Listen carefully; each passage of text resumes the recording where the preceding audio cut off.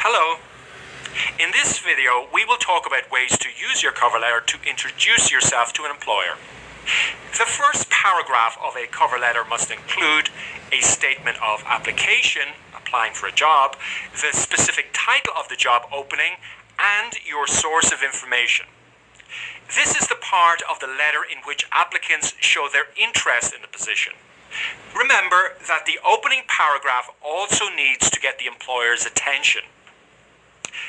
Let's look at an example job seeker, Beth, who is applying for a position as an international student advisor. In the opening paragraph of her cover letter, Beth starts by explaining that she read an article and the job advertisement in a newspaper, the Austin Times. She puts this information in the first sentence. After mentioning where she saw the advertisement, her second sentence gives a clear statement of application with the title of the job opening. In the last sentence of this paragraph, Beth highlights or focuses on her education and area of specialization. This is a short paragraph, but it tells an employer some important information about her. She knows about the student population, and her education makes her a good match for the position. There are many ways to write an opening paragraph. Each writer organizes and explains ideas differently with their own personal style. Let's look at another example from Reading 1, Tomoko's cover letter.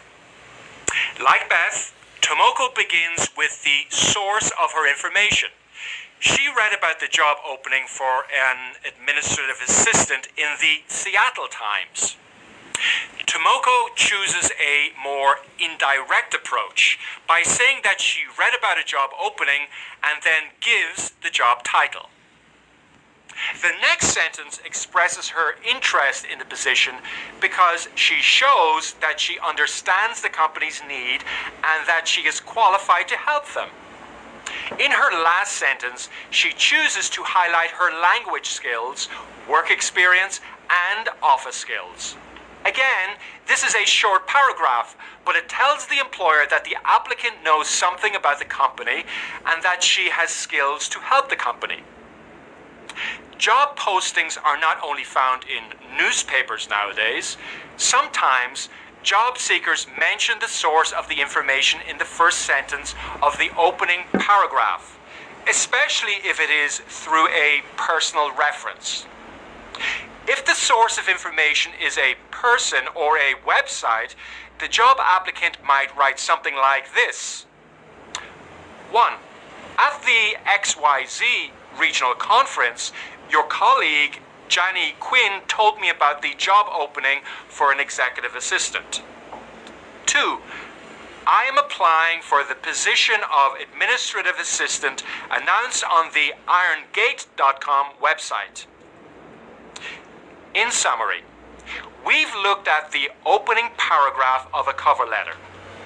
This paragraph serves as the introduction to the applicant and must include a statement of application, the specific title of the job opening, and the source of information. Some job seekers choose to briefly write about their education, skills, or experience at the end as a connection to the next paragraph. In the next video, we'll take a look at cover letter paragraph 2, highlighting your skills in the cover letter.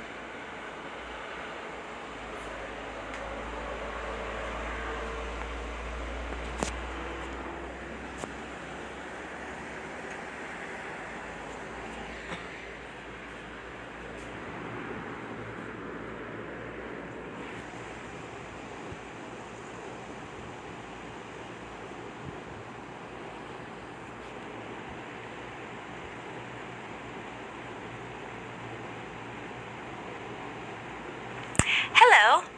In this video, we will talk about ways to highlight your skills and qualifications in the cover letter.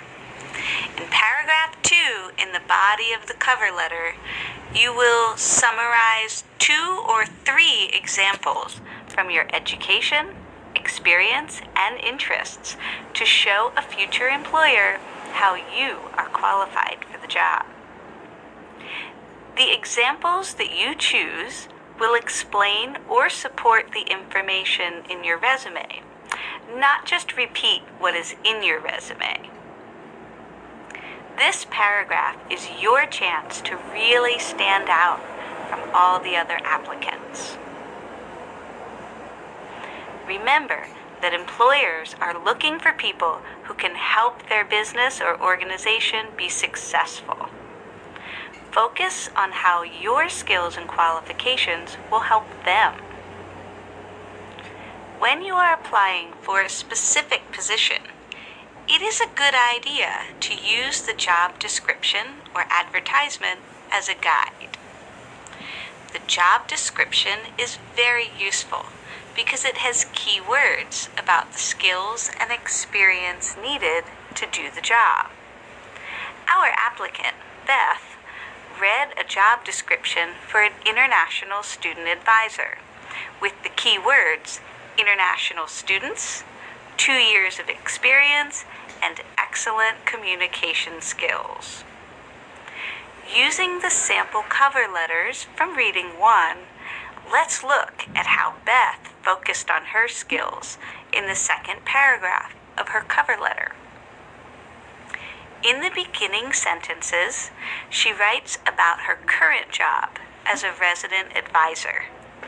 She gives very specific information about the students she helps and the interpersonal and organizational skills she uses. In her first example, she explains that she works with 40 students, advises them, and organizes programs.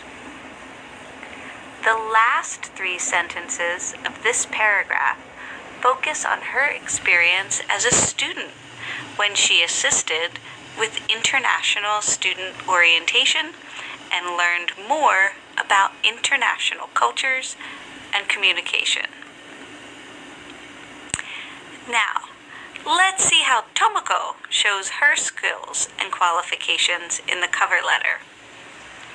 She begins with her administrative skills and says that she has 10 years of experience with Microsoft Office, as well as several web-based programs. Her next example focuses on her language skills. She writes about her experience studying in Spain and her volunteer experience with people of diverse cultures. Tomoko ends the paragraph well by connecting those skills to the company's needs. The job posting says that they need an administrative assistant with strong computer skills and interpersonal skills. And Tomoko does a good job of explaining that she has those skills. As you can see, there are many ways for job seekers to focus on their skills and qualifications in paragraph 2 of the cover letter. Some choose to use 2 or 3 examples from their education, work experience, or their interests. In their descriptions, they are always trying to show future employers how they are qualified for the job. Now, let's move on to a game so you can practice matching the job description with skills and examples.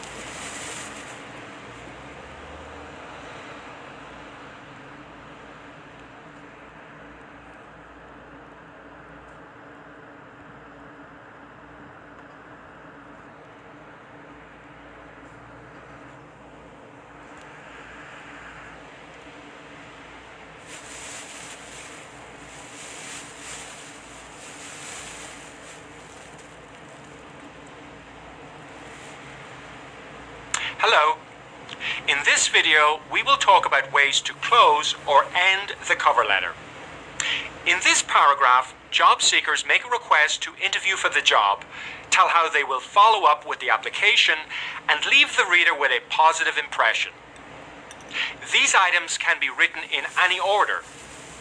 The goal of this paragraph is to summarize your interest in the job and show the employer that you are ready for the next step, a job interview. Although job seekers do not make the decision about the interview or schedule, they should plan to call or email the employer soon after sending the application. This shows that the applicant is serious about the job and may lead to an interview. Let's look at our example applicant in the United States, Beth, and see how she wrote the closing paragraph of her cover letter. She begins this paragraph by summarizing her experience and showing her interest in working at the University of Texas. She then leaves a positive impression by thanking the reader when she says, "Thank you for taking the time to review my resume."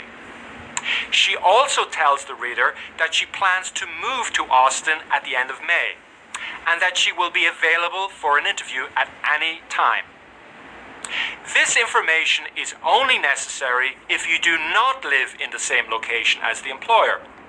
You can see that Beth continues making her positive impression with phrases like, "would be delighted to meet with you," and "I look forward to speaking with you soon."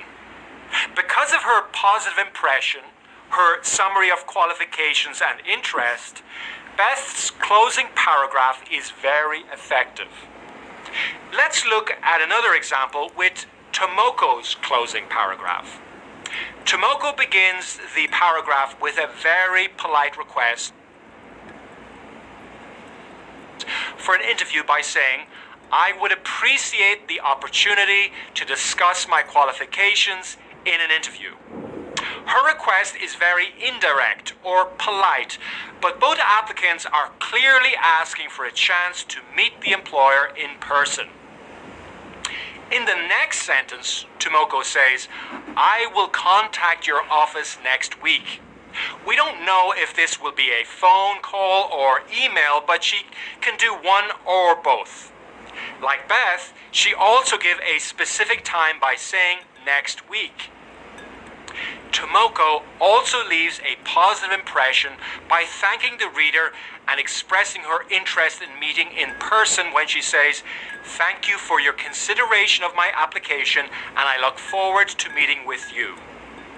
At the end of the cover letters, both job applicants add a complimentary close, "sincerely," followed by a comma, their signature or handwritten name, and then their typed names. Your signature shows your personal style, so be sure to write neatly and clearly so that the reader can understand your name. To summarize, we've learned how to end the cover letter with a closing paragraph that makes a request for an interview, tells the reader how you plan to follow up, and leaves the reader with a positive impression. We also learned about the complimentary close, signature, and the typed name. Now, let's move on to another video which talks about the present perfect and past tenses.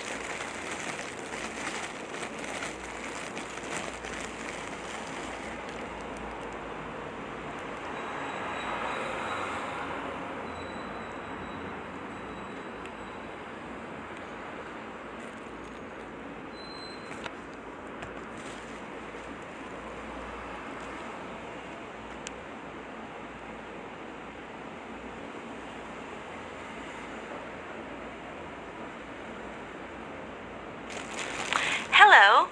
In this video, we're going to look at two tenses in English, simple past and present perfect. We will first examine one use of each tense and how we form them.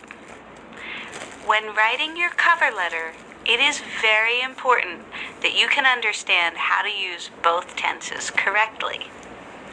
To begin, let's look at these sentences. They are taken from a sample cover letter. I have worked in my current job for the past 3 years. I began here in 2013. Before my current job, I studied in college for 4 years. In which of these sentences is the action complete or finished? In which of these sentences is the action still continuing to now? What do you think? That's right. The correct answer is, I began here in 2013 and I studied in college are complete or finished actions. I have worked in my current job for the past 3 years is still continuing. So we can see there is an important difference in use between these two tenses. Do you know what tense I began and I studied is? It's called the simple past. And do you know what tense I have worked is? It's called the present perfect. So, to sum up, we use the simple past tense to describe a complete or finished action in the past. We use the present perfect tense to describe an action that began in the past but continues to now. Now, let's look at how we form each of these two tenses. In the simple past, there are 2 types of verbs, regular and irregular verbs. I studied in college for 4 years is an example of a regular verb. In this case, we simply add ed or ied. If the verb ends in y, like study, add ied to the base form of the verb. So I studied, you studied, he studied, she studied, etc. I began here in 2013 is an example of an irregular verb. We call it irregular or not regular because its form changes from the present to the past tense in an irregular way.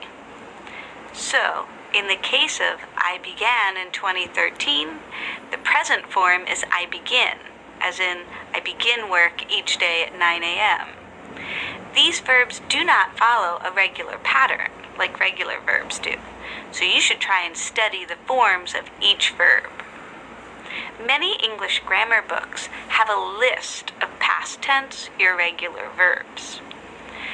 We usually use the simple past with a time phrase. Do you know what the time phrase is in this sentence? I began here in 2013. That's right, in 2013. Other examples of popular time phrases used with the simple past are ago, as in, I finished college 3 years ago. I began at my present job in 2013. Next, let's look at the present perfect. Like the simple past, there are regular and irregular verbs. In the example, I have worked in my current job for the past 3 years, the verb worked is a regular verb. We use the verb have or has plus what we call the past participle to form the present perfect. In this case, the past participle is worked. So we could say, I have worked, you have worked, he has worked, Mary has worked, etc. With regular verbs, the past participle will be the same as the simple past form.